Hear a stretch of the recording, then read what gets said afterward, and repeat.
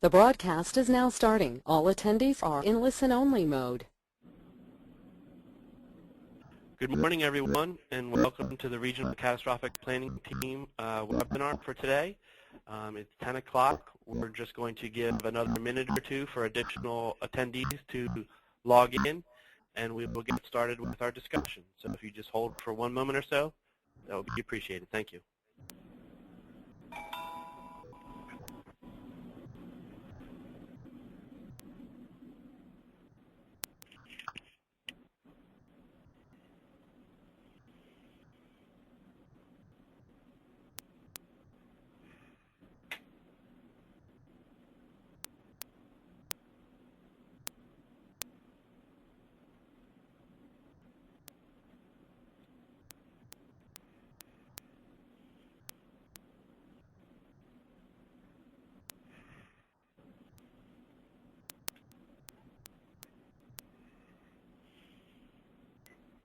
Again, good morning. Welcome for joining us this morning to the Regional Catastrophic Planning Team webinar.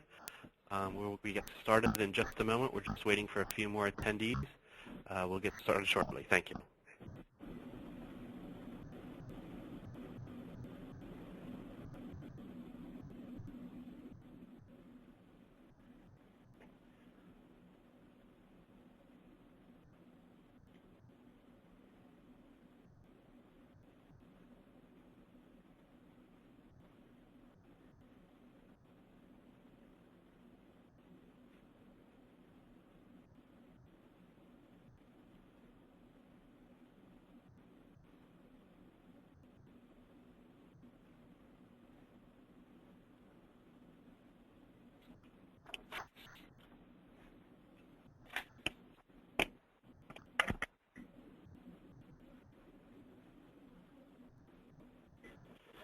Again, good morning, everyone. Welcome for joining us. We see the number of people that are just logging in now, so we're just going to give it another minute or so to allow them to get fully logged in. We'll get started in just a moment. Thank you.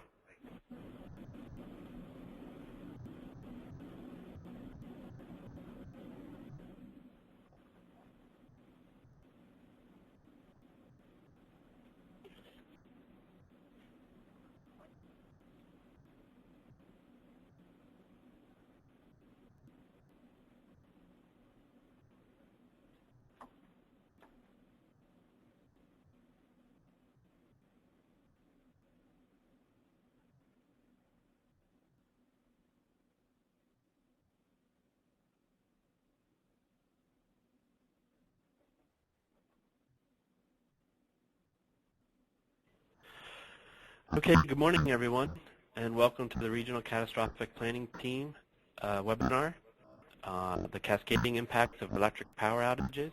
This is a web discussion series for regional and cross-sector resiliency strategies. This is part 1, Private Sector Perspectives. My name is Roy Kiley with BCS Incorporated. I'll be the moderator for today's webinar. I'd like to begin by just giving a brief overview of the webinar process for today. The webinar will run till noon today. We have 9 panelists who have joined us from the energy and lifeline sectors who will be sharing their thoughts and points of view on the energy interdependencies. Only the panel members will have the ability to speak during the webinar.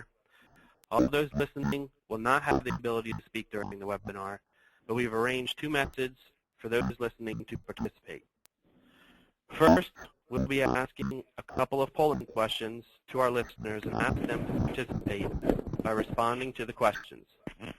Results will be captured in real time, and our panelists will have an opportunity to respond to those results. Second, on the GoToWebinar panel, there appears a tool for questions. Here you can type and submit questions to our moderator team. At the end of the webinar, time permitting, we'll direct some of those questions received during the webinar to selected panelists. At this point, I'd like to introduce Sherry Black, the Critical Infrastructure Protection Plan Lead for the Regional Catastrophic Planning Team, to provide a formal welcome and provide an overview presentation to set the stage for the panel discussion. Sherry, we're turning over control to you for the slides. Thanks, Roy. Good morning, everyone. I don't know how formal this welcome will be, but I really want to sincerely thank all of you for joining us today. This is the first of 3 webinars that we'll be holding on the cascading impacts of electrical power outages. And this is being brought to you by the Regional Catastrophic Planning Team for the New York, Northern New Jersey, Connecticut, and Pike County, PA, RCPT. And we're doing this as part of a very engaging and emerging partnership that we have with the State, Local, Tribal, Territorial Government Coordinating Council, which I'm privileged to chair, the Edison Electric Institute, and the All Hazards Consortium, which is a regional consortium or a consortium of states in the Mid-Atlantic region. So I'm going to now see if I actually have control of this thing. I do. Okay, our objectives are pretty simple, really. To get a better understanding of dependencies and interdependencies across critical infrastructure sectors. And for this webinar series, or today's webinar, and the entire series, the focus is going to be on energy, drinking water, wastewater, petroleum, and transportation.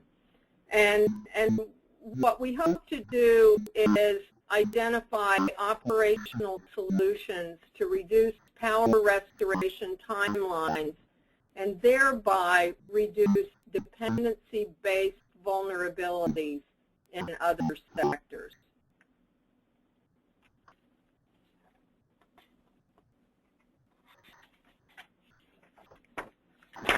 This quote, which I'll give you a moment to absorb, really kind of shows the relatable examples of the importance of energy and electricity play in everyday life. I mean, it's stuff we all know. We get up, the first thing we do is either hit the light, hit the alarm clock, and we don't even think about it, but if we don't have electricity, those things don't work. Probably most importantly, the coffee maker doesn't work. And the whole focus we have here is to kind of highlight the importance of recognizing the dependencies that other sectors have on electrical power.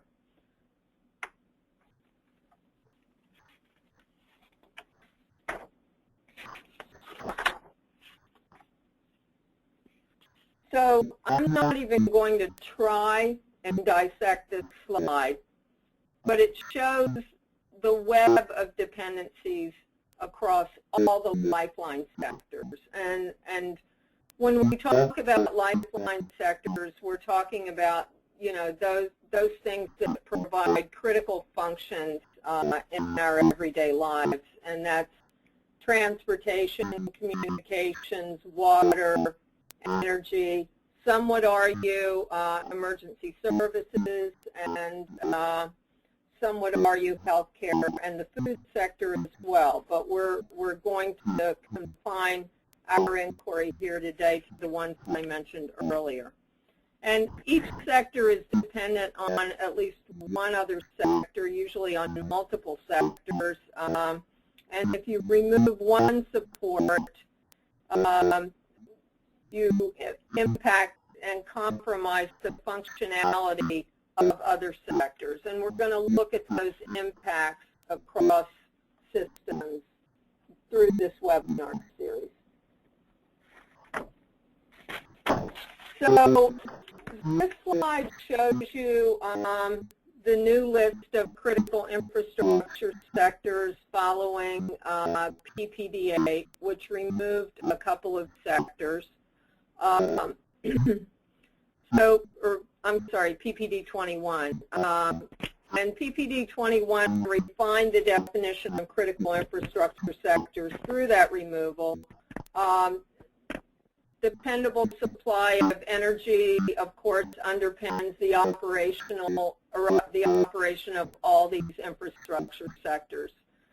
So PPD 21 also embraces for the first time in any of the national doctrines the concept of resilience. Prior to PPD 21, the doctrine was primarily focused on protection. So PPD 21 defines resilience as the ability to prepare for and adapt to changing conditions and withstand and recover rapidly from disruptions. Resilience includes the ability to withstand and recover from deliberate attacks, accidents, or naturally occurring threats or incidents. So let's go to the next slide. The RCPT, as well as other government organizations and industry, have conducted a number of activities to improve emergency preparedness and response. What we want to do with this webinar series is use it to build on these activities that we've done in the past and that some of you have been a part of, and identify operational solutions to reducing restoration timelines. The following are examples of common recommendations that have been identified, some of them through after actions that have taken place since Hurricane Sandy by my office here at the New Jersey Office of Homeland Security and Preparedness. Some of you have done your own sector-based after actions, and some of you work for companies that have done their own after actions. So some of the things that we're looking at are targeted communication of weather-related threat information to critical infrastructure, improving coordination and facilitation of fleet movement across multiple states and regions. And by fleet movement, we're talking about, any kind of mutual aid groups that are coming to our assistance following some kind of a disturbance or event. And that could include not only the electrical sector, but the communication sector. We had a large natural gas mutual aid following Sandy, so we're looking at all those things. Emergency liaison officers may be placed in states to help coordinate across lifeline sectors and between public-private organizations, as well as the central information repository for critical situational awareness. We're also looking at really practical things like the placement of strategic placement of generators at fueling stations. All those things are on the table right now in terms of things that may assist us in the future in our response. So I'm going to just briefly go through the 3 webinars that we'll be hosting as part of this webinar series. Today's webinar will focus on private sector perspectives. We've got a great team assembled to talk about their experiences, give us the benefit of what they've learned through their years of working in their industries, and also talk to us about some of the things that they think we could be doing. We'll also be learning about what information the private sector needs from the government to appropriately respond to emergency situations, and what actions can the private sector take to reduce downtime. In webinar 2, we're going to turn the tables a little bit, and we're going to have a number of representatives from the government side of the house. And that will take place on May 21st from 10 to 12 and look at the same problems from the public sector side. The last and final webinar in this series is going to review lessons learned. After reviewing the issues from the public sector and the private sector, we'll gather this one last time to look at best practices and lessons learned from previous emergency scenarios. So that's kind of where we're going with this. We are very happy that you were able to join us today, and with that, I'm going to turn controls back over to Roy. Okay, thank you, Sherry, for that overview and welcome. Appreciate it. At this point, I would like to introduce our panel members.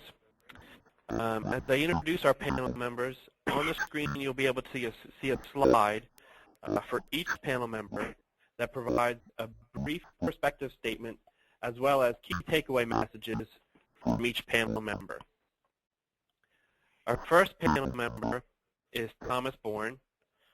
Tom is the Manager of Energy Management at Pepco Holdings, Inc.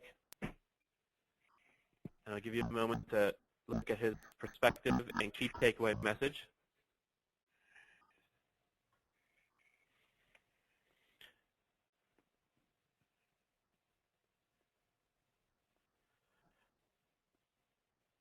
Our next panel member is Ernie Cadiz. Ernie is the Manager for Delivering Operations Support for the Public Service Electric and Gas Company.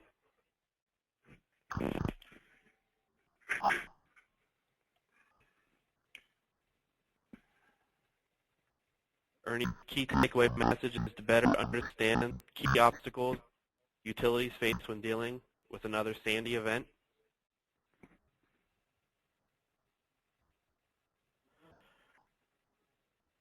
Next, we have Dean Detsatels. He's the Manager for Emergency Preparedness at the Connecticut Light and Power Company.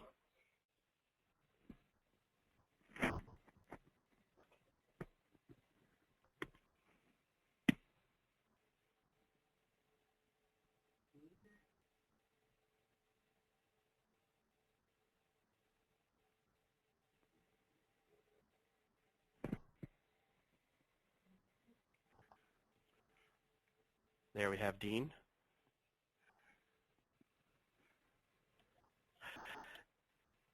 Dean's key takeaway message is pre-incident coordination and collaboration across all critical infrastructure sectors, especially those identified as lifeline sectors.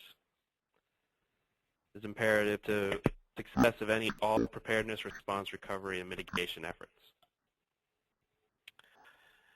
Next, we have Neil Faroon. Neil is the Chief Risk Officer at Conrail.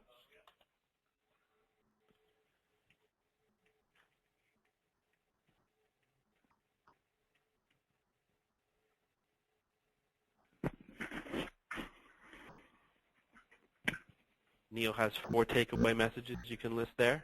See listed there. Next, we have Jack McCroson. Jack is the Manager of Environmental Health, Safety, and Security at Citgo Petroleum Corporation. Jack's key takeaway is understand key resource interdependencies and plan accordingly.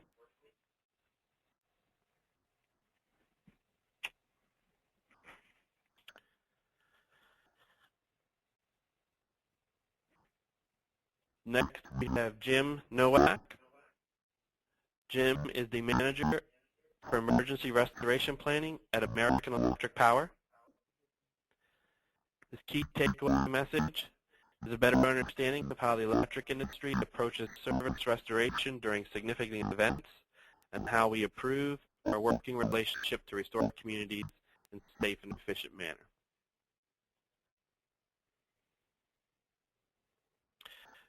Next, we have Christopher O'Shea, Director of Security and Safety with Passaic Valley Sewage Commission.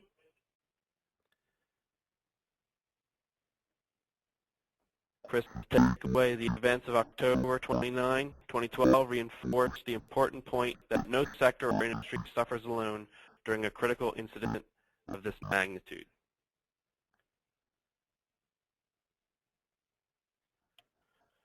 Next, we have Scott Perra, Manager of Operations Security at New Jersey American Water. Scott's key takeaway: we'd like to reinforce how critical the water sector is to restoration and recovery operations and promote the importance of power restoration so that we can carry out our mission treating and pumping water.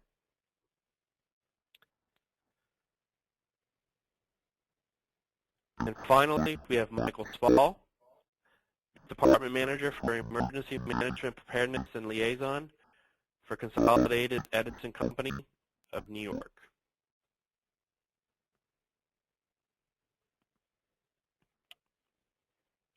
And I'd like to thank you, gentlemen, for participating with us today and for joining us. And with that, I'd like to get into our moderated discussion. I'd just like to remind our panelists that while you're giving your remarks, if you can spell out any acronyms that you're using for our audience, because we'll have different backgrounds, and everyone won't be as familiar as you are with the subject matter. So if we could spell out acronyms, that would be helpful. And please don't forget to unmute yourselves as you're giving your responses.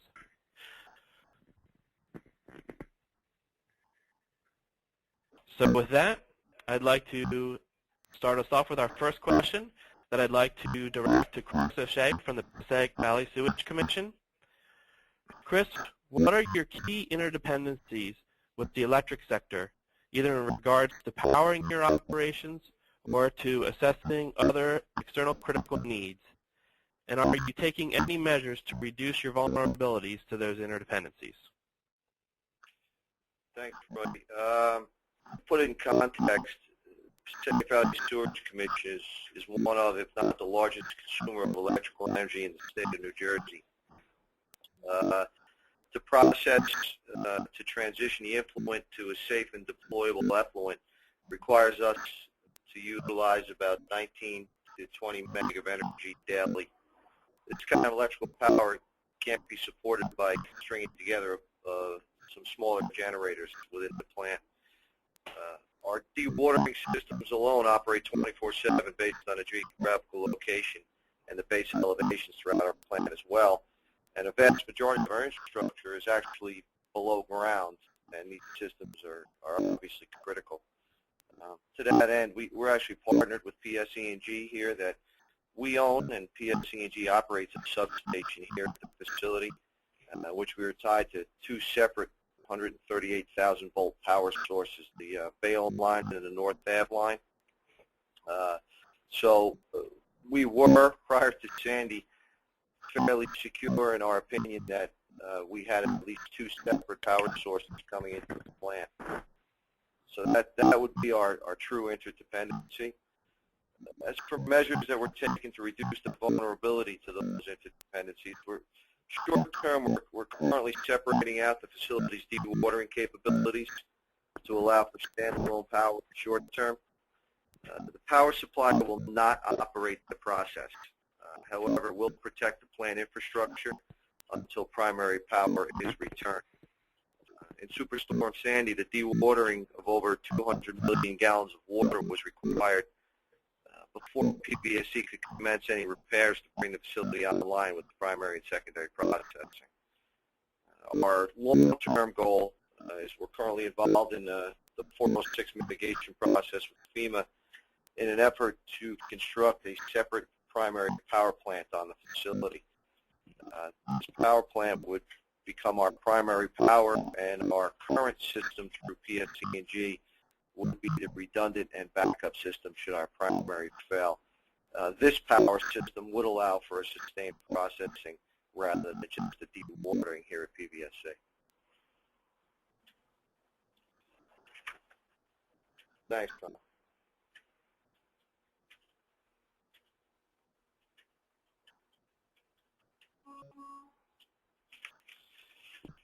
Did I lose everybody? No. Anybody there? Cass still here? We can hear you.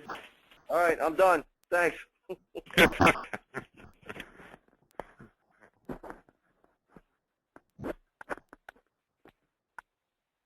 Key interdependencies with the electric sector, either in regards to powering your operations or accessing other external critical needs, and what measures are you taking to reduce those vulnerabilities?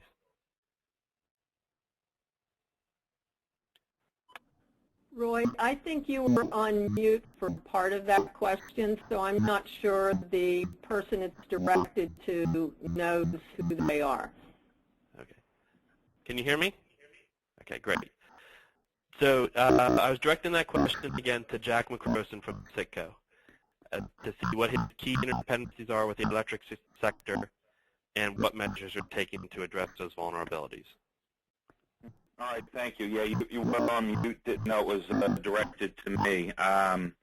Again, I appreciate the opportunity to fill you in on the situation for CITCO Petroleum. We have a large petroleum distribution terminal located in Linden, New Jersey, just off of the New Jersey Turnpike, south of exit 13. The terminal is wholly dependent on PSE&G primary power. In this particular case, during the storm, we had disconnected our primary power from PSE&G to protect the facility should power be lost, and we had to go to generator power and didn't want the primary power to backfeed for safety concerns. Unfortunately, with the storm surge, we lost our main switchgear on both of our parcels on both sides of the turnpike. So we were completely out of luck in terms of utilizing whatever primary power could have been reinstalled or reset in a timely fashion. Even the use of generator power was problematic because of the interior destruction of all of our electrical components. From a dependency perspective, the key is a communication with PSE&G or the power company representatives. As a private energy or private entity, the key for any private entity is to be able to understand where they fall relative to the prioritization of restoration of service, and having that communication and understanding in advance. The second is to have a backup system, whether it be a pre-staged generator system that can be brought in and utilized to operate even at a reduced scale while primary power is still being restored in the region. And the last key item for us was that in the rebuild of the facility, we elevated the main switchgear internal to the facility to prevent further problems should we see another flood or storm surge along the lines of Sandy. The most important aspect of all of that I want to harp on is the communication. The ability to communicate the status of the power problems that we were encountering, whether they were primary or internal as a result of damage to equipment inside the plant. It was key to get that information back to a central location so that that could be tagged along with all of the other private sector information that the state EOC was receiving. That in turn helped the state authorities to implement a prioritization on service restoration, as well as identify problem areas for emergency response.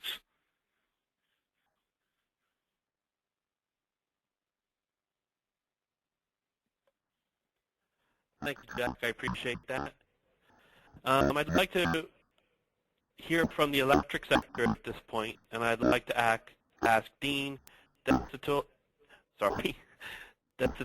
and Mike Spall from Con Ed to provide their response to what are your priorities to address vulnerabilities associated with these cascading impacts. Dean, if you'd like to go first.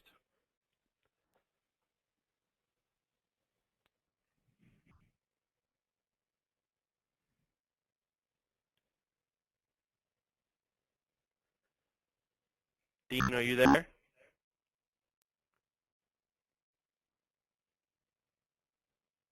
Okay, can I ask Mike Spall to follow up on that question?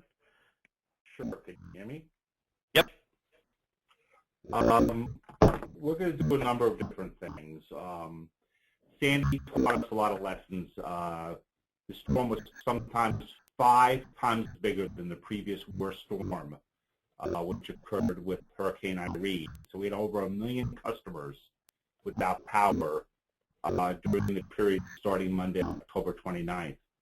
I think the biggest key takeaway that we had as a company is that we have to set expectations for both our small customers and our large customers. We've got to get out there early. We've got to let them know that we're making decisions that are going to affect them. And some of those decisions may be that as we see very severe weather coming at us, that we're going to preemptively shut down electric networks as we see storm surge coming into the areas. These things are very important for some of the sectors that are on the phone. John mentioned from Citco the need for communications. I can't agree more that the electric utilities have an obligation to major users such as sewage treatment plants, water treatment plants, hospitals, nursing homes, petroleum facilities, gasoline storage facilities. These are all folks that we plan on, and we have in the past, reached out to and let them know what we're planning on doing. Now, where they can help us and where the private sector can help us is that as we see these storms coming, some 72 or maybe even 48 hours before, we're going to need to start moving equipment and people away from the coastline inland to protect them so that we don't have problems getting our equipment, getting our people out to fix wires and pipes afterwards. And that's going to require staging areas, evacuation zones, and things of that sort. And that's where we need the government and the private sector to help us out. Okay, thank you, Mike. Dean, are you on? I am. Can you hear me now, Roy? Yes, thank you.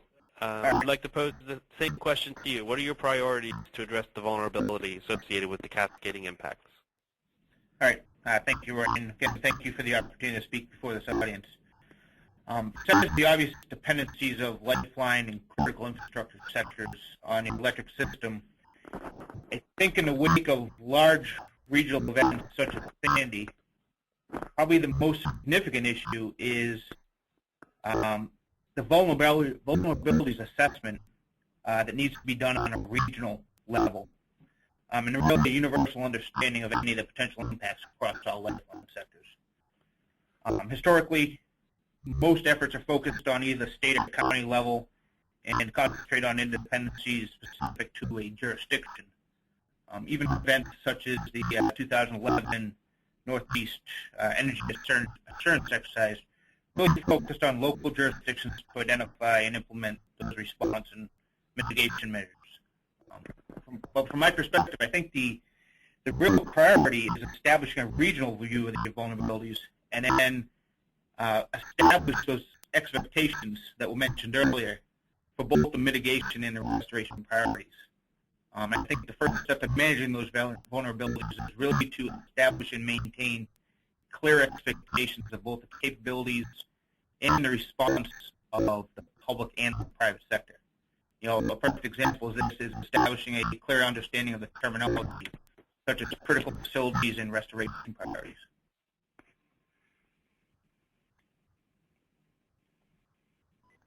Okay, thank you, Dean. I appreciate that. At this point, that leads us to our first polling question from our audience. If you look on your screen, You should be able to see the first polling question. We'd like to ask the audience to select their top 2 priorities from this question. From the list of proposed priority action items, please select your top 2 priorities to address. We'll give a few seconds for all our audience members to select their top 2 choices, and then we'll ask our panelists to comment on the results. I'd also like to let everyone know that we will make the slides that were given available after the webinar, and that the webinar is being recorded at this point so that we will look to see how it could be made available in the future for future listening.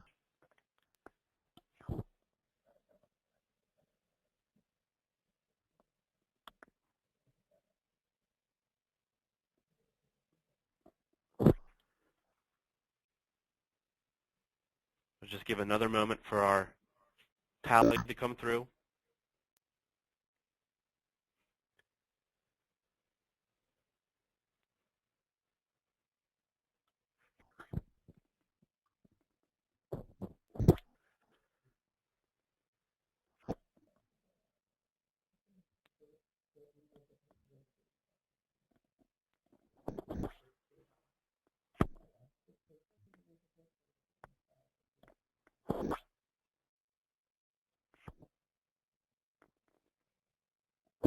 Okay, we're just going to wait a few more seconds. We're about a little over 80% of participants have voted. If you can get your last votes in now.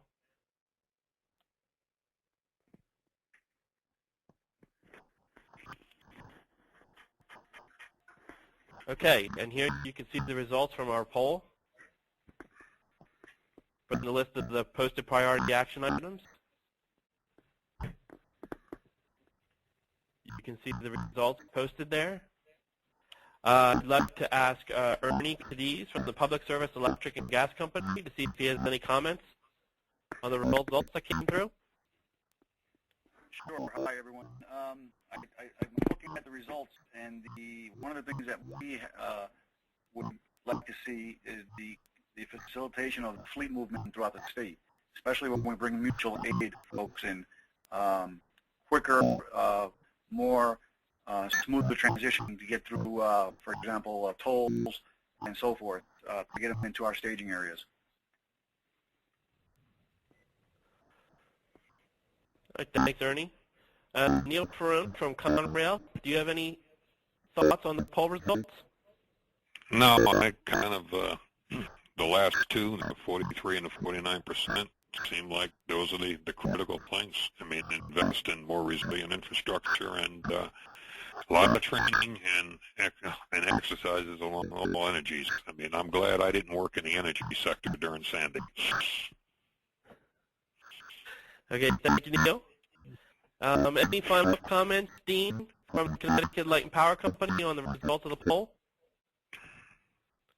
Yeah, I would like to comment. I think in terms of the joint training exercises, one of the things we have had the opportunity to do in Connecticut is statewide exercises, which has proved very valuable in terms of aligning expectations for large-scale events. In fact, the last year's exercise was conducted about 4 weeks before Sandy. So I agree that that is probably a major priority that the industry and the private sector should be focusing on. Dean, can I ask you what sectors were involved in those activities? It was all utilities across the state as well as all state organizations. Were any of the other... Hey, Roy, this is Jack McCrossan from CIFCO. If I could comment on the results here. It's interesting that the highest percentage is a joint training exercise and a drill. I think it's important to note that the state of New Jersey conducted a hurricane drill a year earlier in advance of Sandy with the petroleum sector, and the issues that were identified in that drill were there was ground truth in what we determined in that drill and exercise when Sandy actually hit. So a number of the challenges that we faced, along with the state, were not a major surprise, and we were, although we weren't completely covered up and protected, we were certainly not caught unaware of some of the challenges that we were facing, which helped transition from an emergency response into a recovery mode.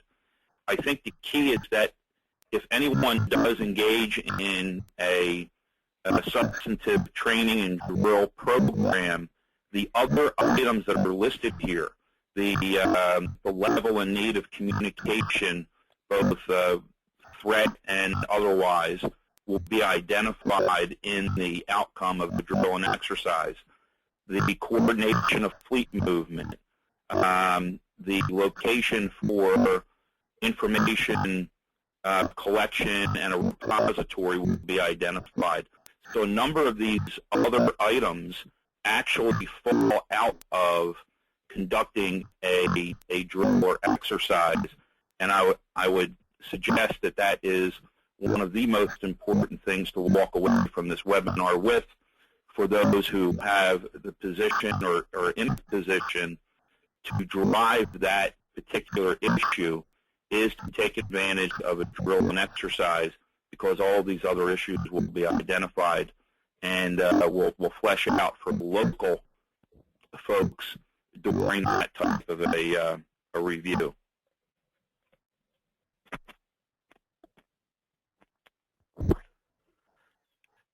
Jack, if I can ask you or any of the other panel members, who from New Jersey or Connecticut, what lifeline sectors participated in those activities? In the New Jersey petroleum exercise, it was primarily the petroleum sector that was the driver. So all of the refiners, terminal and companies, representatives of the retail trade, transportation groups were represented at the table, along with all of the key stakeholders from the state. In Connecticut, the lifeline sector is involved. There's two primary utilities and several municipalities that are all involved in the exercise, as well as the communications and local water companies, and of course all the emergency management, emergency services organizations from the state and the local municipalities. Okay, thank you. So to summarize for those on the call, from our list of posted priority action items, we had 83% of the participants vote. The top vote getter from 49% was joint training exercises for energy and other lifeline sectors, followed by the Central Information Repository and Emergency Liaison Officer. Third was the invest in hardened and more resilient infrastructure. Next was communication of weather-related threat information at 35%. And our last result was with 31% coordination and facilitation of fleet movement. Do any of the other panelists would like to comment on the results before we move on?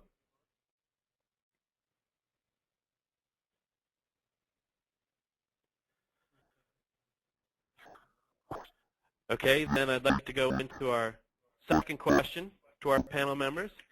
I'd like to direct this first to Jim Nowak from the American Electric Power. What information do you need from government to facilitate restoration and response? Thank you, Roy. When looking at the question, I broke it down into three different areas. We have, I believe what I'd look at is the federal, state, and local. And there's information that could be utilized across or similar across the different groups that I mentioned.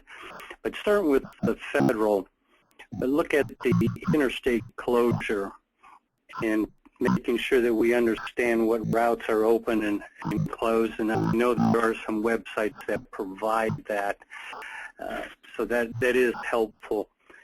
But making sure that we understand when they'll be restored, what's the estimated time, alternate routes, etc. Also at the federal level, the tolls, that has become an issue, and I know that's also dropped down to the state level also. And making sure that we can get fueling. Sometimes we need to have some type of declarations or permitting us to utilize some of the agricultural fuel because it does have a tax exemption. And also finally the re-entry, which is really controlled by the state, but it is issued under guidelines out of the federal government with NIMS. Looking at the state, there's some things that are similar, but the big one is the emergency declaration. Most utilities, electrical utilities, will pre-stage. I believe it was mentioned earlier where Con Ed where Mike said they would be moving resources away from the surge area. But really the fact of having a declaration when you're bringing people from several states away prior to an event is extremely helpful. Again, the states are in control of the re-entry plan, and there is an exemption for the private sector as being affiliated access, and allows us to have placards, letters of intent, and rosters, but making sure that's understood at all levels and how we can make a re-entry.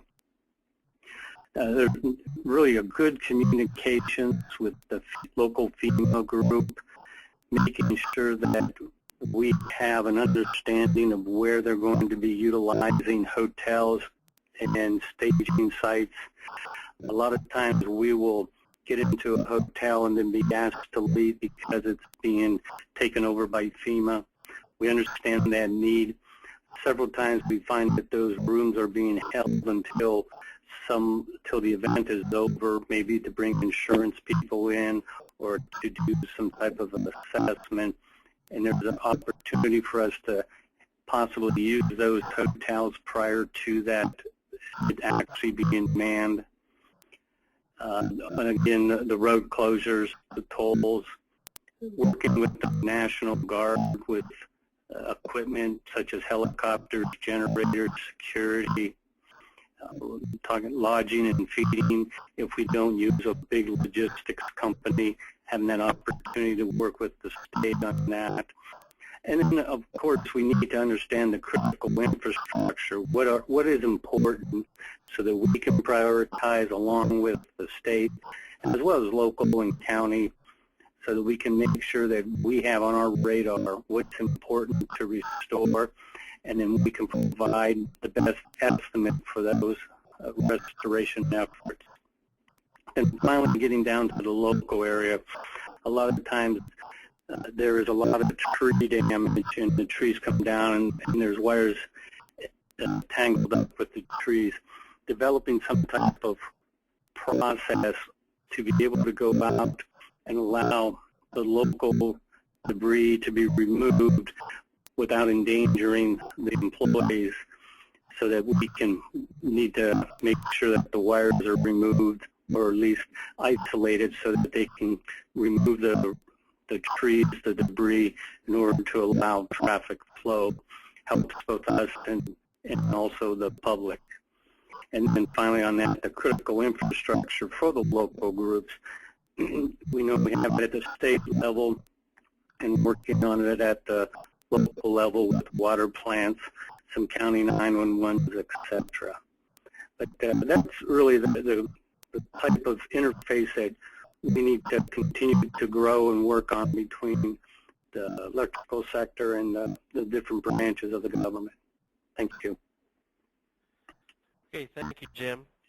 Jack McPherson from CITGO. I'd like to pose the same question. Do you have any information needs you have from government or any other needs from the government? Yeah, I think I'll run off of what Jim was just mentioning relative to the fact that you really have, in my opinion, 3 different levels to address here: local, state, and federal. First and foremost, it's to make sure that your particular industry or infrastructure and dependencies are communicated accurately to those different governmental levels, particularly from an education standpoint. On the petroleum side, there were a number of folks that did not fully understand the fact that even though a particular terminal, an oil terminal or gasoline terminal, had plenty of gasoline in a large storage tank, they were not able to distribute that to the retail stations, where we all saw a lot of press coverage and problems arise with the lack of available gasoline on the street, because the gasoline in New Jersey and the metro area is required to be blended with ethanol. And there was the inability to get that ethanol blended into the gasoline and then distributed out to the street. So that very key piece of information was not clearly understood across all lines of government. So the first piece is making sure that those governmental entities that you're involved with understand your business and your business needs. Beyond that, it becomes a matter, again, of communication and contact. That's where the drills and exercises come into play. Being able to know an individual or a particular office phone number, contact information at a local, state, and federal level for things that affect your particular industry or your facility were critical. And lastly, it's understanding that there are a series of local, state, and federal rules and regulations that in a recovery and response and restoration scenario may need to be addressed or waived. Jim also mentioned the fact that there were some fuel issues. Well, yeah, there are fuel regulations, both from a tax perspective and a fuel quality perspective, that that needed to be addressed, and waivers or discretion authority issued from the government agencies to the industry in order to get restoration back on track. Those, again, are issues that will be identified in a drill or training scenario in advance of an event and can be pre-staged with template letters drafted in advance for waivers or relief that a industry or sector would require from a governmental agency, and those things should be produced or developed prior to a storm event and ready to go at a moment's notice.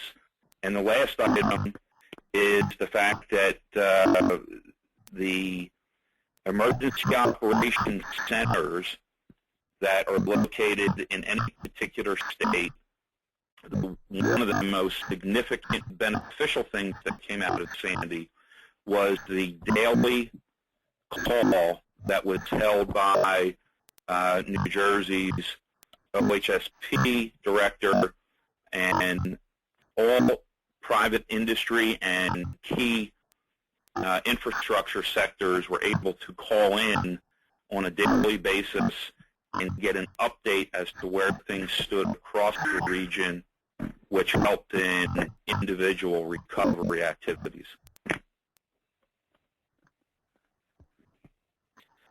Thank you, Jack. Appreciate that. Scott Perra, does the New Jersey American Water have any additional needs from the government as far as information needs or any other needs that could be added? Sure.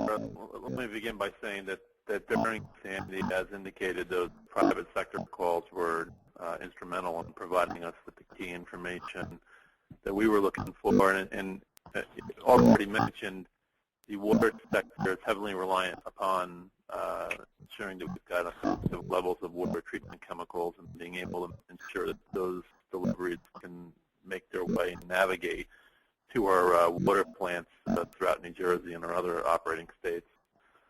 So really, as far as the transportation issues that we had during Sandy and what the key issue we have centered around transportation, we really need to make sure that the routes of travel the key routes of travels are opened.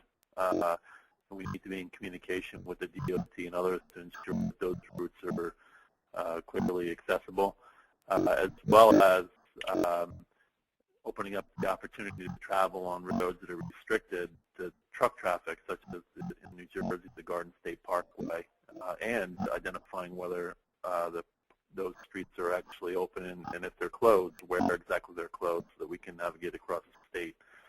We also rely on government to provide us what I would call detailed forecasting as it applies to modeling and storm impacts across the state. I do know that during Sandy there were projections on the storm surge, slosh models that were provided. I would personally like to see that furthered, and from what I understand, National Weather Service is looking at that issue. I know some of the folks from National Weather Service on the future webinars that you're going to be conducting, but really to have a tool that we can go to real time to provide basically like a Google map, what have you, that would actually show what the predicted storm surge would be in a certain area. But the resources that we're getting and the information that we're getting down from the government now, I think is certainly beneficial, and we use that effectively. As far as resources, we look under large-scale events such as Sandy. We did channel resource requests to the government level, both at the county and at the state level, to identify key resources such as blended fuel, diesel fuel, and generators, which I think everybody was looking for. We had over 90 generators running in New Jersey across our 5 key operating areas. We serve about 2.5 million customers in New Jersey. And I think that when we started to look at restoration priorities and who was getting these generators, we really didn't get any of these resources through our state contacts. We do have a successful network of operating companies that American Water operates, and we did move generators from as far away as Missouri into New Jersey. And we've made a considerable amount of investments in Sandy in New Jersey to increase the amount of generators we have available. But certainly resource requests to the government level, we looked during Sandy and will continue to look for large-scale emergencies for resource allocation from them. The water sector does have a WARN, a Water and Wastewater Assistance Response Network, which I happen to sit on the steering committee for. Unfortunately, in New Jersey, that WARN just does not have a high participation for whatever reason. And another way of sharing resources, I know the electric sector got very successful related system in place, but we don't have that in the water sector, and I would be looking to see how we can promote that and better the participation in the WARN. But that basically sums it up. Thank you, Scott. I'd like to follow up with Jim and Jack. I believe both of you mentioned listing waivers as part of your response, and I'd just like to ask you or any of the other panel members, what specific type of waivers you think would be helpful in future events like this? This is Mike Spall.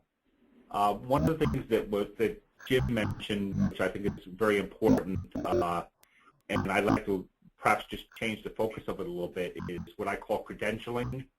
In other words, I agree with them 100% about the movement of mutual aid crews with regard to tolls and fueling and things of that sort. However, this storm and previous storms really required us to bring hundreds, if not thousands, of our own employees into the city. And since we are dependent on both the tri-state area to get people from Connecticut, New Jersey, and Long Island, some of those folks have difficulty crossing bridges and tunnels because of the fact that the credentialing issue has not been really ironed out on a tri-state basis, and allowing them to come to work maybe in their private cars just by showing their ID card. So that's one issue we feel strongly about. Jim Nowak here. And maybe I didn't make it clear, really the fact that the electro industry is not looking for waivers as much as it's looking for how to do it quickly and expedite the movement. If we need to obtain, first of all, we need to do it safely, and we need to meet the transportation rules for weight in vehicles. But if there's a way to be able to pass through weigh stations based on stopping once and having our weight for the vehicle taken and communicated across the travel path between the multiple states. And I realize that the multi-fleet sub-team out of the All Hazard Consortium is looking at ways to make that happen. As we move forward, though, that process of getting, and maybe I shouldn't say waiver as much as it should be a way to get from one end to the other as safe and efficiently as possible without holdups from pointing to weigh stations, paying tolls, meaning that maybe it can be billed to the affected company. What did happen on a few occasions until we got comfortable with it, excuse me, we ended up with a group of vehicles going through a toll in the Northeast that came from our Louisiana area, and it was cash only, and we had to produce a little over $1,000 to get the vehicles through. And once bringing that cash maybe for one time through is something we can do, but once we get to the location with ATMs down, banks without power, the community not being restored, getting additional funds to pay to go back and forth through those tolls becomes difficult. So those things help or hinder restoration efforts.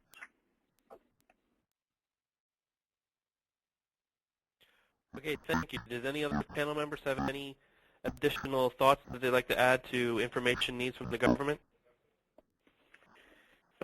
Yeah, this is Tom Bourne from Pepco Holdings. A lot of what the previous panelists spoke about certainly rings true to me. You know, the federal, state, and local strata is all good stuff. I think with a lot of respects, most of the, if not all the utilities, probably have real good relations at the local level, even if local is defined as a city of 20 million in the case of Con Ed, because you need those kind of local contacts just for day-to-day business. Federal, I think we have federal relations, and there's certainly vehicles in place such as the Edison Electric Institute, EEI. You know, there are ways of strengthening our federal relationships.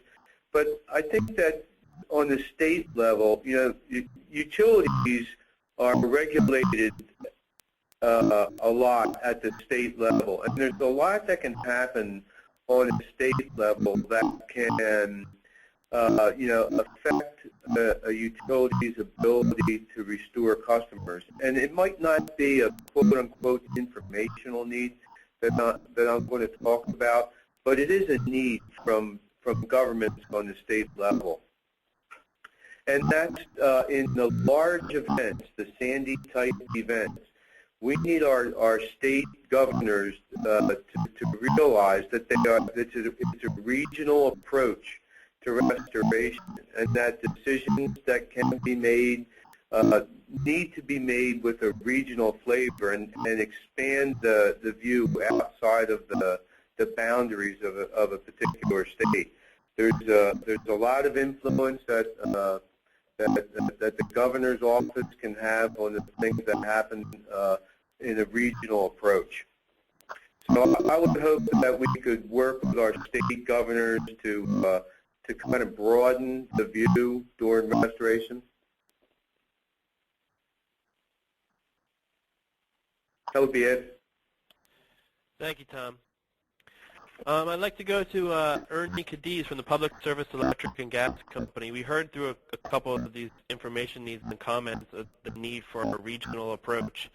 And I'm just wondering, Ernie, if you have any thoughts on what some near-term operational solutions might be for restoration times and energy outages as in a regional approach. Sure, thanks. A lot of the things that the panelists have mentioned, like Tom said, are direct, impacts on the utilities and our ability to restore. One of the issues that we had in Sandy was, of course, it was the worst storm in our company's history, with about approximately 2.1 million customers out of 2.2 million. But the other issues that we were having were the biggest one, which we ran into, were the fueling issues. And we don't know that the terminals being shut down, we could not get fuel. When we started to receive mutual aid support from other states, some of those companies came with their own tankers. And what they immediately saw the issue in the state with the fueling problems that we were having and the other utilities were having, they were actually took it upon themselves to start fueling in Baltimore and bringing up fuel on a daily basis to our staging areas. So that was a major, major problem for us. The companies that came to help us definitely stepped up and resolved it for us. But if we had any more delays, that definitely impacts restoration. The other issue, of course, from our end that we saw from Sandy was, and it's been mentioned already, the movement of vehicles through the turnpike, through the Garden State Parkway, being held up to pay tolls and not allowed to go through. That was a problem for us because that just slows them down to get to the staging areas and slows them down to get jobs on their trucks to restore. Two major issues there that we saw during Sandy. The hotels that Jim mentioned was not a real problem from us as far as folks being turned away from hotels or because of FEMA and the or insurance companies. But I would say from a PSC&G standpoint, the fuel and the access were two major issues. And to close it out, of course, the storm surge that was not expected, that took out two of our biggest switching stations along the Arthur Kill there, Essex switch and our Bayonne switch substations, which took a lot of our supply lines, 138 kV supply lines down, which impacted about another 40 to 60 substations downstream from that. So those are the three biggest things for PSC&G. Thank you, Ernie. I appreciate that. Jim Nowak from American Electric Power, do you have any near-term operation solutions that can be implemented through the region? Yes, I think looking at it from a regional approach and looking at some of the things that I mentioned, I believe the easiest near-term solution is a continued improved relationship between the private sector and the state and federal agencies. First of all, building that relationship and helping an education going both ways, helping the electrical sector understand how the government needs to operate, as well as having the government, state, federal, etc., understand how we operate. What that'll do is that'll open up how we do things regionally. Across the United States, there's 9 regional mutual assistance groups within the investor-owned utilities. they talk and work during national events as one, and they take available resources, allocate them, and move them as safe and efficiently as possible.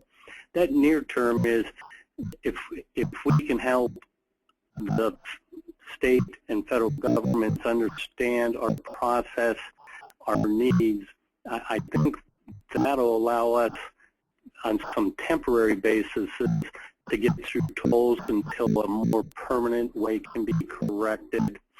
Looking at some of the needs that we have, working with equipment needs, we can help figure out what equipment is available so that we can determine whether or not that equipment can be utilized. And I know a lot of this is going on, but I believe it's done individually, and we need to really step that up at a national level or regional level.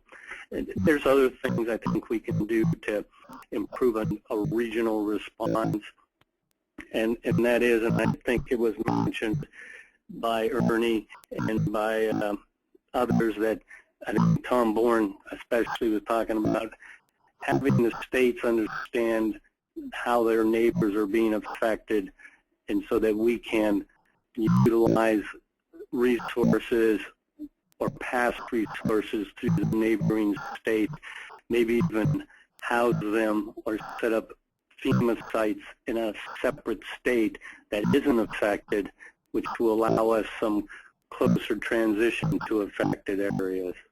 But I think the biggest thing is relationship building so that we can bring the community back up.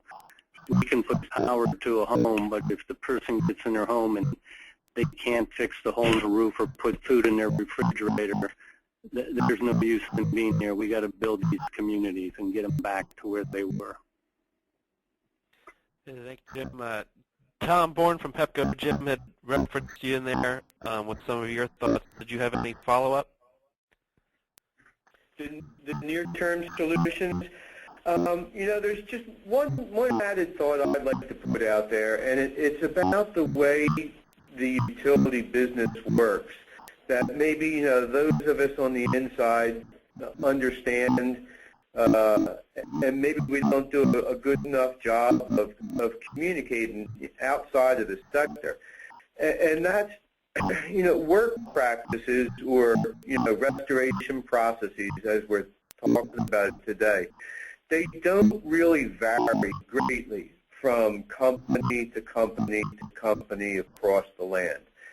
The geography that you have to deal with, whether it's a mountainous terrain or whether it's an urban terrain or whether it's rural or metropolitan, that will dictate what your work practices look like. But by and large, the work involved to rebuild a pole or a pole line or restore service is not going to vary a lot across the company from company to company. So the effects or the improvements on the whole overall process are really going to come from the pre-event mode and the activation modes of the process. And I hope that's what, that's a lot about what we talked about today. Like pre-event would be about doing drills and all those, interactions between the sectors and between the sector and the government. And then the activation mode is really about, we've heard a lot of talk about the movement of fleets and tolls and way stations. Those are where you're really going to get your improvements in the actual process of restoration. And I think that, I would just like to make that point clear. The only other thing that I can think of, and people said drill the process, I think if we could stay plugged in very tightly with what the group is doing on the movement of fleet, I think that would be a perfect opportunity to actually do a drill where we can interact with the state governments and see about trip permits and way stations and things like that, and just coordinate all that through that fleet movement group, the fleet movement group. The last thing that I think I'd like to point out is that communications, we've been talking about communications on multiple levels.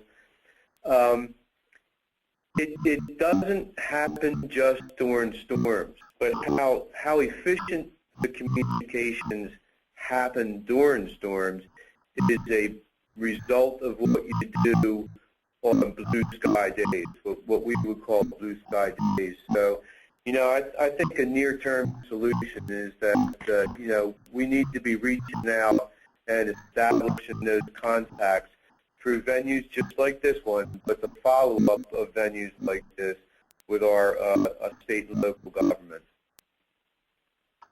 That's it. Thank you, Tom. So we've heard from the electric sector and a little bit from the gas. I'm actually curious, Jack McCrossan from Stickco, do you have any additional solutions or anything from the oil side that could be relevant? Yeah, in terms of near-term solutions, for the majority of the petroleum sector in the northern New Jersey and even over in Staten Island locations, the primary power from the utility was very timely restored.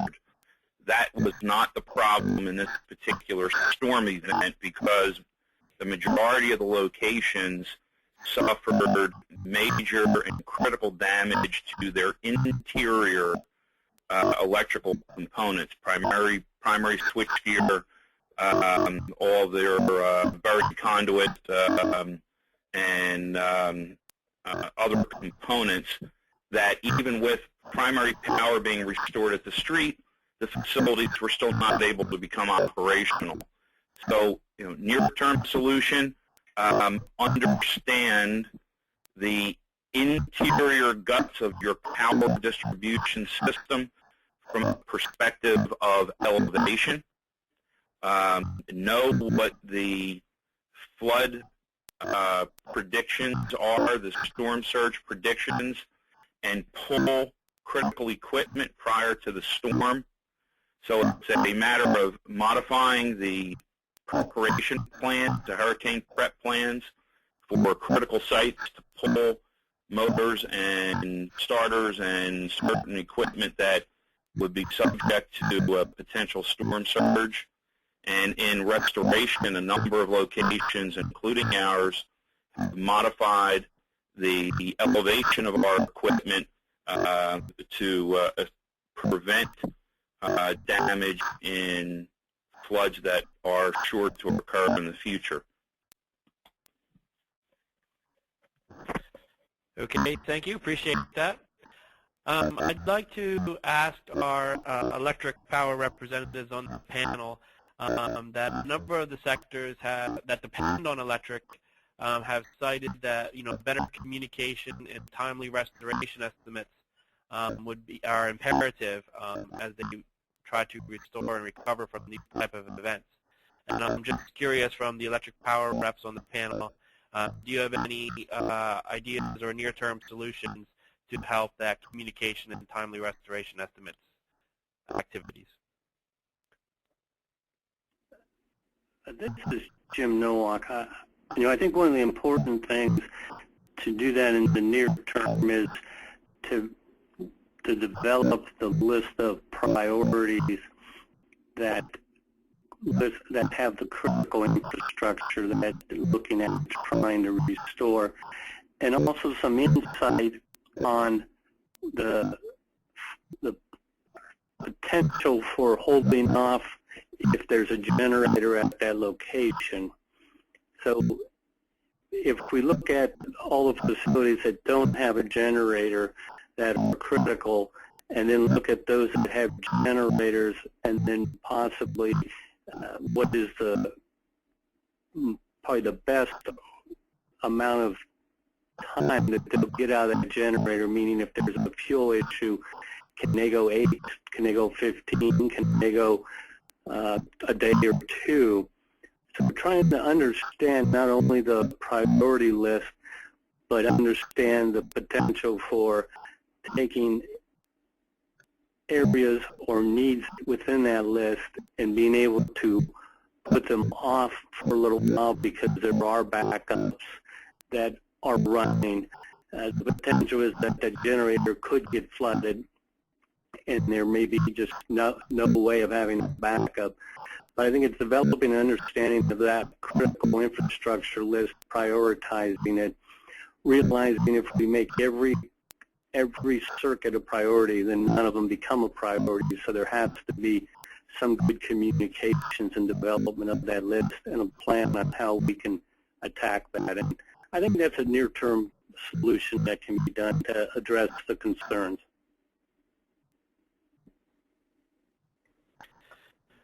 Thank you. Any others would like to respond to that? Roy, Go ahead, Scott. America. I just wanted to, thank you. Just wanted to mention that I had to do a significant amount of coordination when it came to restoring our 90-plus sites that were critical sites that had no power. And I think that when we took a look at our current emergency response plans, what we failed to leave out of our facility listings were some key critical information that our 3 main utility companies, Public Service Electric and Gas, First Energy, and AHC Electric, primarily PSE&G and Jersey Central Power and Light, we're looking for is account numbers and or meter numbers on all these locations, which we did not have, and it kind of delayed the process, restoration efforts, and trying to get those locations up and running. And we've taken a good look at that holistically and said, hey, this is key data that we need to have on all of our electric accounts.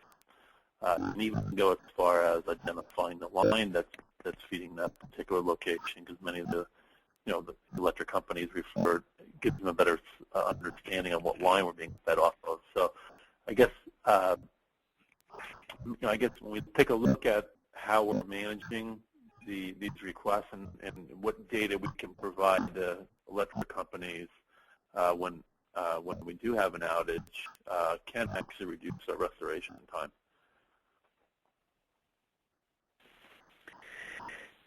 Hey, Roy, this is Tom from PHI again. It's been excellent comments about priorities and identifying the necessary data that you have to know and all that, and I agree with all those comments.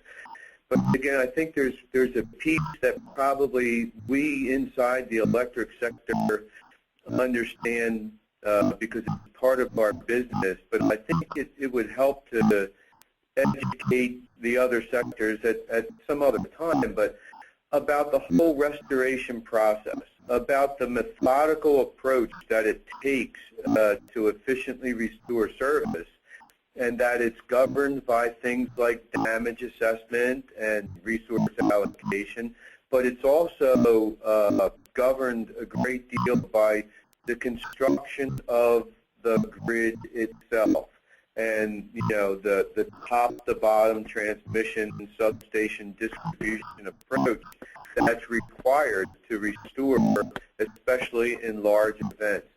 So, I think a whole educational process or educational follow-up with the rest of the sectors would probably be beneficial. Anyone on the panel have any follow-up to that? Yes, this is Mike Spall.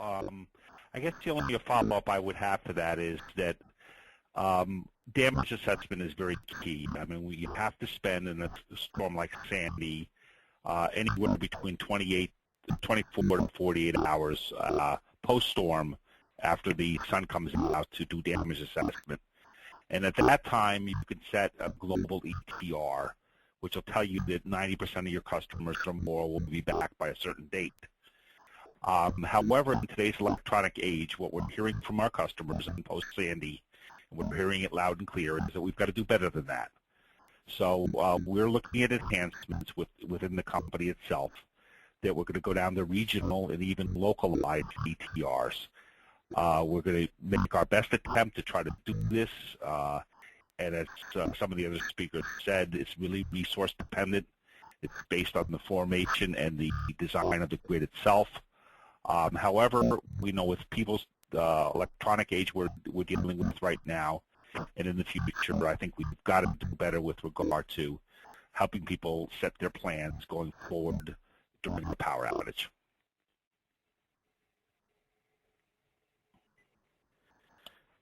Okay, thank you. So we've had a number of panel members throw out a number of near-term operational solutions and how to approach these things at a regional response.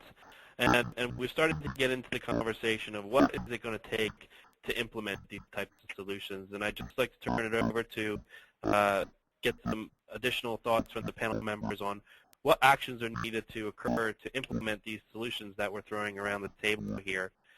Curious from Neil Farone from Conrail, do you have any thoughts as to how to implement some of these solutions?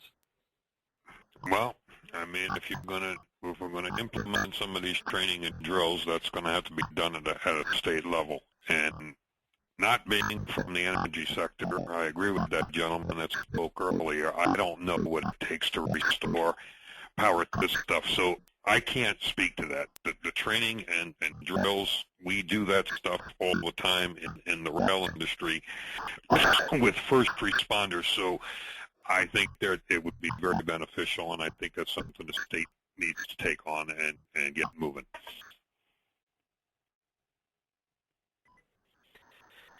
Does any other panel members have any thoughts on what type of implementation solutions that we can use to access these solutions that you suggested? It's Tom. The only thing I'd throw in there again is drill the process that the All Hazards Consortium is working on for the safe and efficient movement of fleet. I think it would be an excellent opportunity not only to see what's working, but where we need some improvements, and before the next large event happens.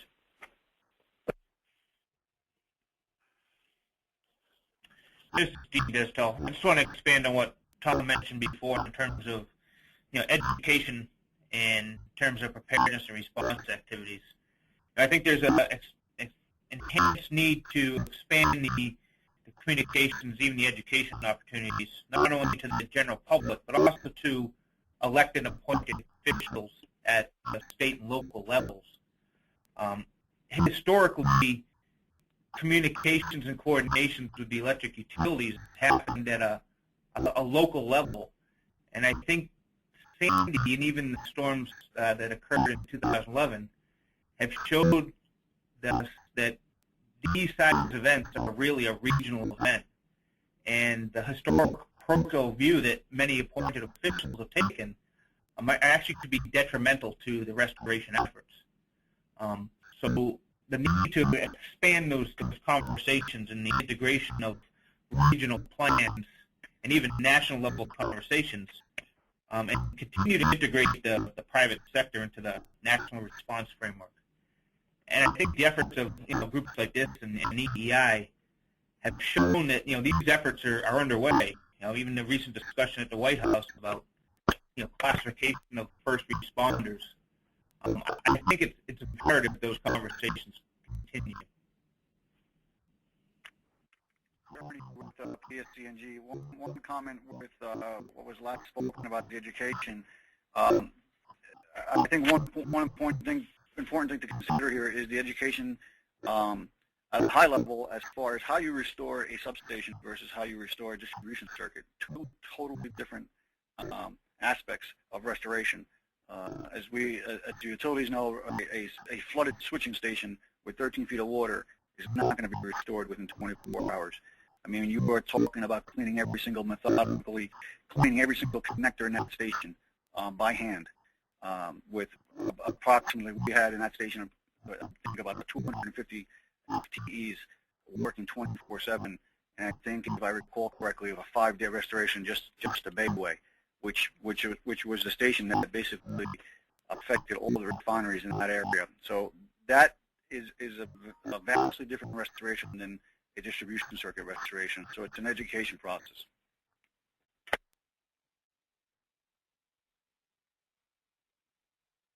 Do any other panel members have any thoughts on implementing these solutions that we've been discussing that they'd like to add to the discussion?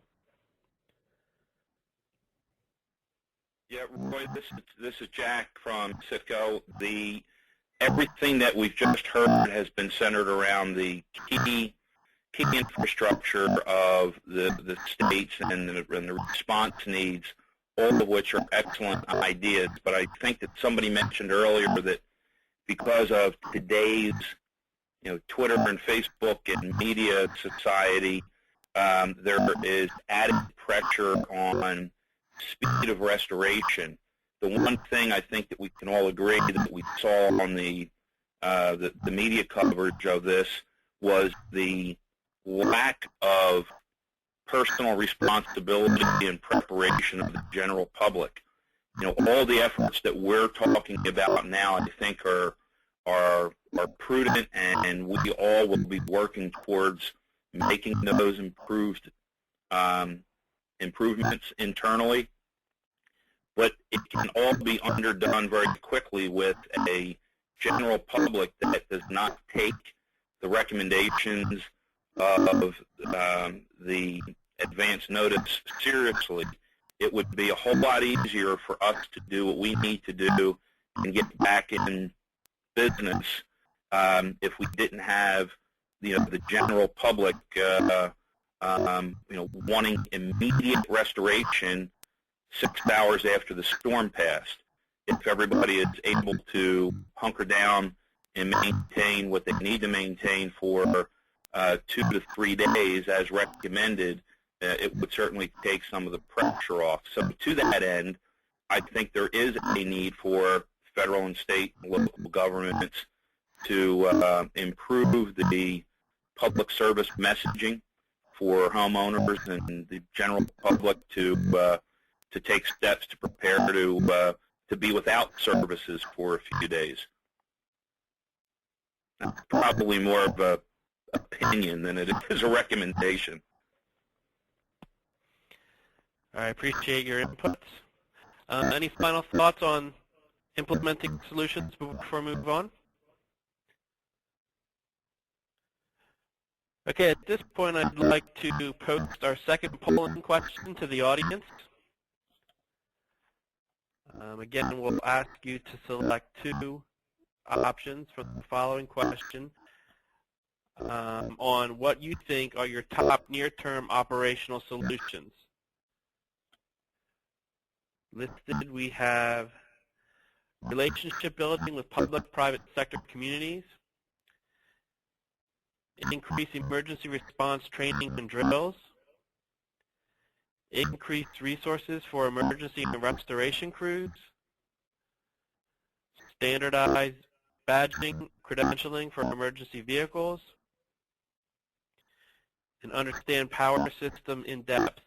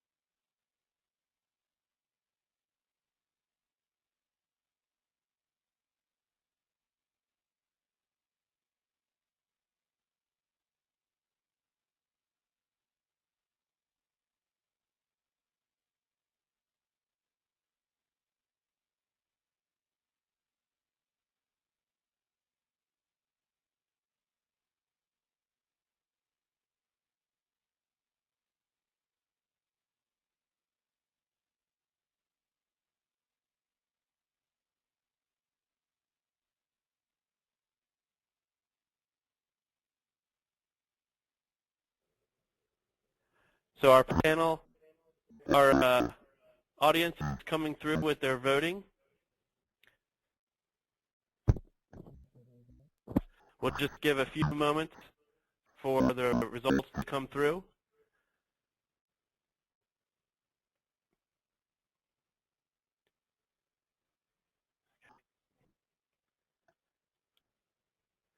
Okay, we'll send those live now for the audience and panel members to view. So the results are with 70% relationship building with public-private sector communities, followed with 58% to increase emergency response training and drills. Next two were tied at 23%. The first is increased resources for emergency and restoration crews and standardizing badging and credentialing for emergency vehicles. And then with 24%, we have understanding the power system in-depth, evolution, and components. So those are the results of the polling. Thank you, audience, for providing your inputs. Just like to get a few thoughts for the results from our panel members. Chris O'Shea from Passaic Valley Sewage Commission, do you have any thoughts on the results? Yeah, they fall along the lines that I think they should, Ron. The big issue in New Jersey has always been the credentialing system, and specifically our credentialing to employees as essential employees. There's always been a misnomer in New Jersey as to what that actually stands for. It's really a passable road kind of thing, but if there's a critical event, it doesn't allow you access into that event. And I know the state of New Jersey through OHSP and the state police are kind of wrestling with that now on how to come up with a better system. I actually thought that would have ranked a little higher than the 23%, as it seems to be an underpinning for coming up all the time. We can't really drill, and we can't have that relationship unless everybody's properly credentialed. But other than that, the relationships and the training and drills and the education of both private sector and law enforcement at the local, state, and federal level as to what parties need to be within an area is critical moving forward. All right, thank you, Chris. Appreciate your thoughts. Scott Robb from New Jersey American Water, any thoughts? Yeah, I would echo Chris's comments regarding the credentialing system. I thought that would have ranked higher than 23%. I would say that during Sandy we had challenges both navigating the roads across the state to, I would say, the non-impacted areas, and then certainly had big challenges trying to get onto the Barrier Island and impact. We had impacts there, about 10,000 customers on the island that had no service, and trying to get out there was a challenge during and post-event. I do think in New Jersey there's been a significant amount of opportunities to build our relationships with public and private sector communities, and I was actually surprised to see that so high, because I know this is not just the New Jersey audience here, but there is a lot of good work that's taken place in New Jersey to build that public-private sector relationship, to include information sharing, which we really weren't included years ago when I started in the business, and now we've broken those boundaries, and we're really getting some good information and feedback from the state and county agencies. So, but that's my comments on the poll. Thank you very much. Do any other panelists have any comments or thoughts on the results from the polling from the audience? Yes, this is Mike Spall. I've got a thought. I think it's very important that we make space in the regional EOCs for various organizations. I think that if there's private sector, let's say big box retail stores, and they have a organization they belong to, then perhaps they might be a good person to be at the EOC. The New York City OEM has got space for the hospitals. So I think we should also maybe need space for the petroleum folks. So I think those are ways that you can directly get involved in the emergency itself and have direct access to people right in the room with you who can help solve your problems. And I saw that during Sandy, and it worked very well.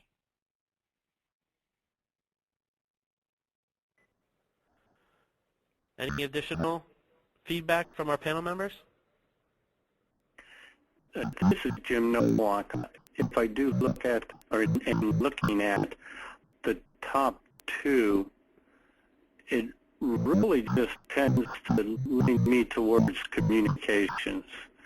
You know, we need to communicate. So if we build that relationship, if we do the training, and those tend to look at me like that's where the audience, I believe, feels there's short-term benefits. Some of the other ones may be a little longer term.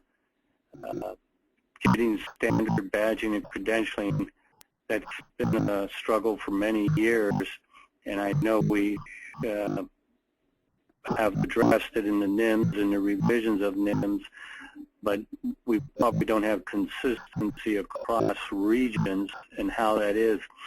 So if you bring a crew from several states away, they may get the proper credentialing to go into one location and then get into another after they've been redeployed, may create additional issues. So I think these were near-term solutions, and that may be a longer-term solution. So overall, looks like improving our communications, which from my viewpoint is not a big dollar ticket long-term and can occur quickly, and maybe that's why we see those two on the top.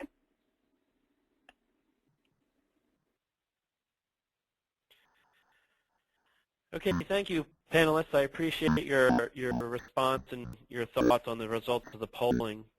At this point, as we are winding through our webinar, I'd like to take the opportunity now to pose some questions that have come from the audience and pose them to the panel for response.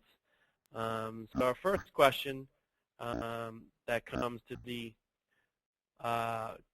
panel is, how do you determine the criticality of specific infrastructure? Do you have metrics to allow you to determine that one electrical substation is more critical than another? Please share how you weigh the criticality of infrastructure. I'll open that up to the panel members.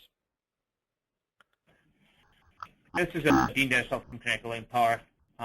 Interestingly enough, we've been going through a lot of efforts following the recent events to kind of redefine what we consider critical infrastructure and critical facilities, and that there's actually a lack of a national level definition to define critical facilities. So largely it's up to the individual utilities to kind of define how they rate different infrastructure components within their system. In Connecticut, what we do is we typically work with the communities and with the state to identify those locations which provide critical either restoration or response assets to the communities, whether they be police and fire, wastewater treatment, gas switch stations, and then we actually prioritize our restoration effort based on restoring the largest number of critical facilities and the largest number of customers.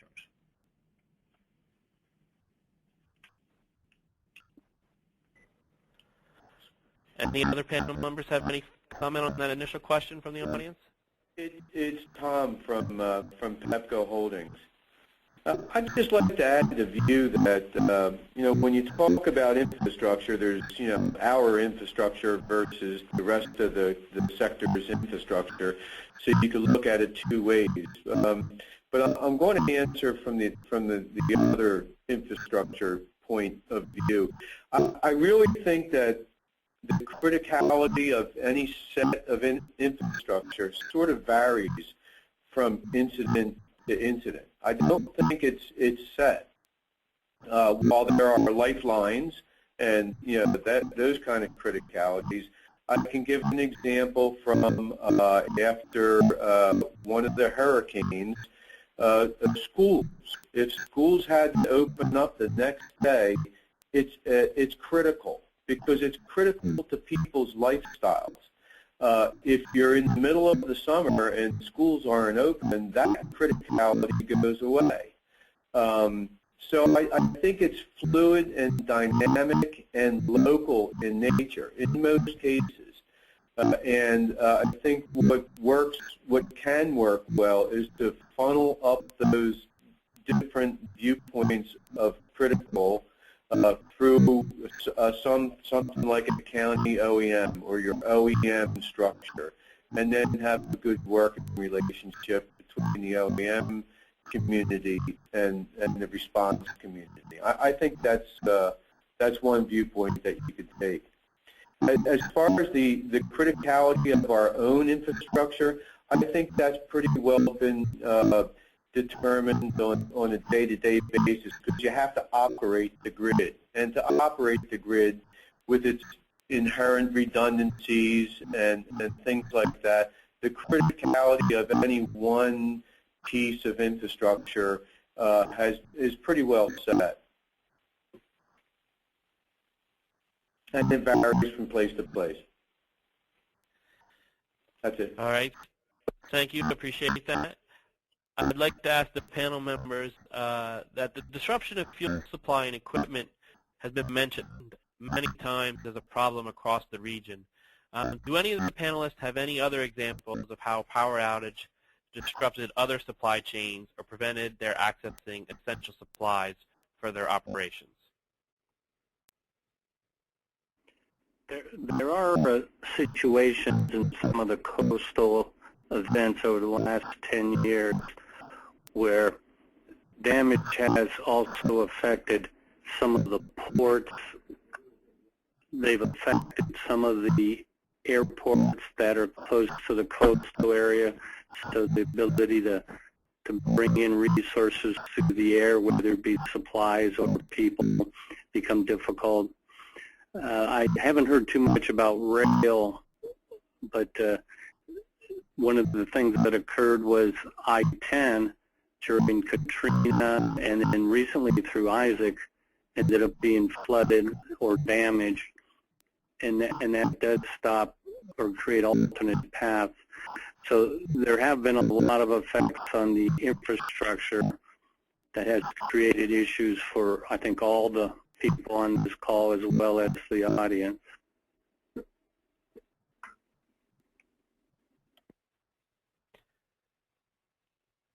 Any other panel members have any response on how the power outages disrupted other supply chains and prevented accessing to essential supplies and operations?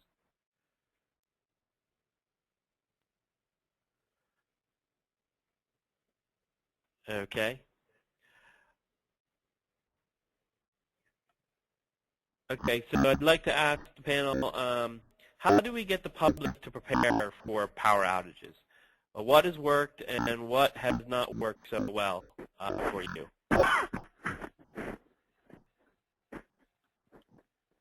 Any takers? Well, it's Tom from PHI. Let me throw this one out. I would say Facebook and Twitter. If you're not taking advantage of social media these days, you're missing a very, very powerful mode of communication with the general public.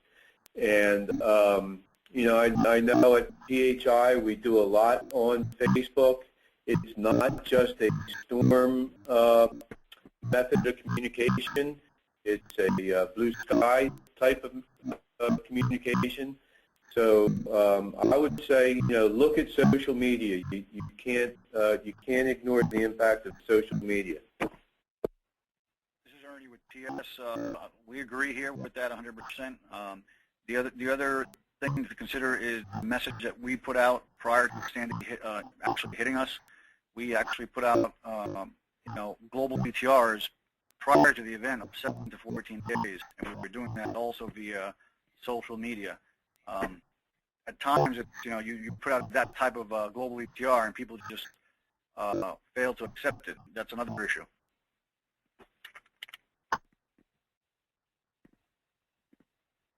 Scott Parrott from New Jersey American. I just wanted to echo that we effectively used social media during managing the event during Sandy in New Jersey.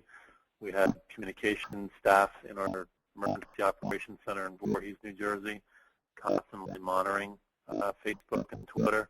We have a social media policy that handles exactly how we transmit and what information we put on Facebook, and it was well received and very effective, and particularly providing information to those homeowners that had homes along the barrier island. This is Jim Nowak with AEP. I couldn't agree any more with all the comments, and it's something if we need to continue to address, and as social media continues to grow and avenues or processes change, we need to see how it can fit into our communications with our customers and our stakeholders. This is Mike Spall. I agree completely with all the other folks about social media. The only thing I'd like to add is with regard to hard-hit communities, places like Broad Channel and places like Coney Island and Far Rockaway. I think that those communities really need to have base truth, really set up localized command posts with city agencies, with other agencies, in order to reach out to those hard-hit communities. All right, thank you, gentlemen. I appreciate that. I'd like to direct the next question to the panel. A number of you have mentioned throughout the webinar the importance of educating both the government and the public, and this seems to be done company to company. So I'm just curious, are there any comments on how educating at the national level rather than company by company might be beneficial? Any comments on that?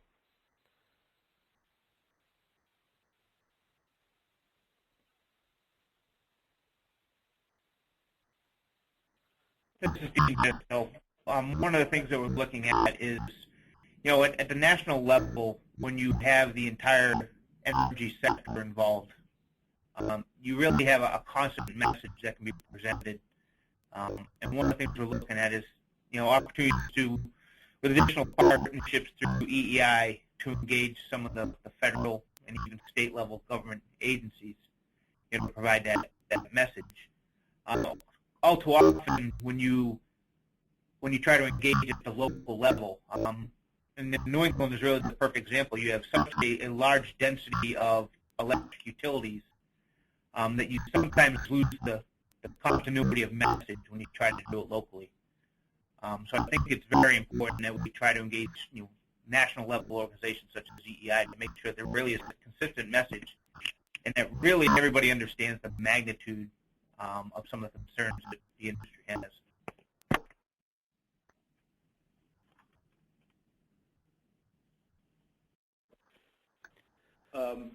It's Tom from Pepper Holdings. I would add that on the federal level, if I understood your question right, Roy, it was about the education at the federal level. I really think that as the sector lead, the Department of Energy, and as a sector representative, the Edison Electric Institute, EEI, I would really look at those two as having the lead when it comes to education at the federal level, and in partnership with utility leaders.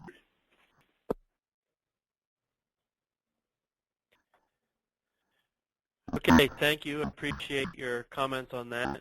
I'd like to ask the panel members, which of the panel companies on the panel have liaisons assigned to local or state emergency operations centers, and how is that role of that liaison person defined?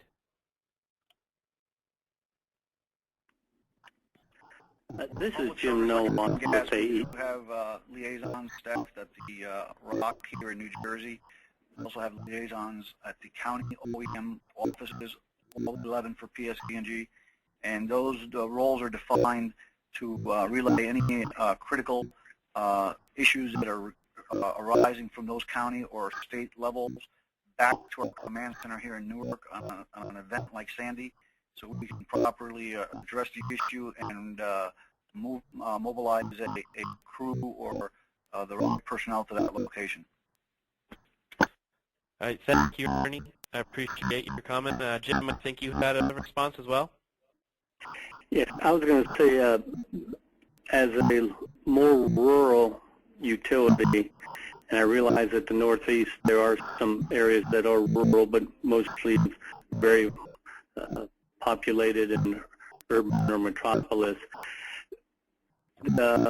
When you start having multiple counties in our Ohio area, we have 88 counties, serve roughly 60 of them, it becomes difficult to put a point of contact in each one of the county emergency centers during the ratio, which pretty much every county in Ohio had outages, as well as our West Virginia, Kentucky, and Indiana groups. However, it's extremely important that those emergency centers